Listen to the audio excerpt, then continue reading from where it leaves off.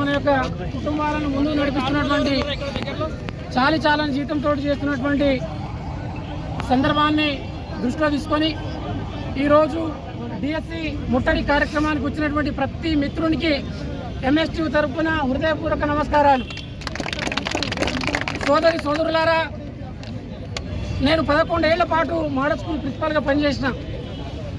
Computer operator గారి యొక్క పనితనం ఎంత ఉంటుందో ఈ మోడల్ స్కూల్లో ప్రిన్సిపాల్గా ఎఫ్ఎస్సీగా చేసినటువంటి నాకు తెలుసు.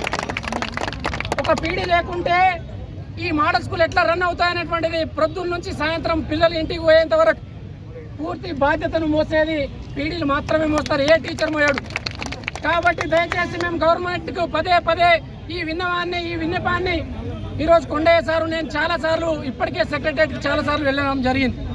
ఎందుకనంటే మోడల్ స్కూల్లో ఉన్నటువంటి చాలామంది చాలా జీతంతో చేస్తున్నటువంటి ఏడీ దగ్గరికి పోయి కూర్చున్న తర్వాత ఏడీ గారు రేపు మాపు అని చెప్పేసి దాటవేయడం అనేటువంటి చేశారు. కాబట్టి ఎన్ని రోజుల పాటు ఎప్పుడు కూడా ఇలాంటి పెద్ద సమస్య జరగలేదు. మోడల్ స్కూల్లో ఉన్నటువంటి సమస్య ఈ రోజుల్లో ఈ ఏడీ సార్ గారు వచ్చినప్పటి నుంచి ఇంకా తీవ్రమైనటువంటి సమస్య ఉంది. అంతా మొత్తం రాష్ట్రవ్యాప్తంగా 1వ తారీఖు జీతాలు వస్తే మోడల్ స్కూల్ కు 6 నెలల పాటు జీతాలు రాకుండా నువ్వు ఏడీ గారు కానీ అక్కడ ఉన్నటువంటి ఎవరైతే ఎంప్లాయ్మెంట్ ఉన్నటువంటి వాళ్ళు ఉన్నారో మీరు 6 నెలల పాటు జీతం లేకుండా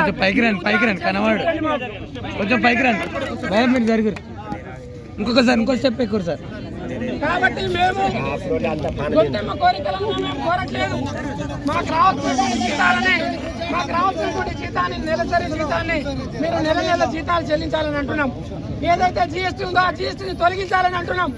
ఏదైతే కార్పొరేట్ వ్యవస్థ ఏదైతే నడుస్తుందో ఆ కార్పొరేట్ లో మా యొక్క ఈ అవుట్ సోర్సింగ్ ఏజెన్సీ పూర్తిగా రద్దు చేయాలని డిమాండ్ చేస్తున్నాం.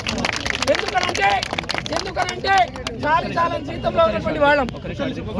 కూర్చోరు మీరు అందరు కూర్చోరు.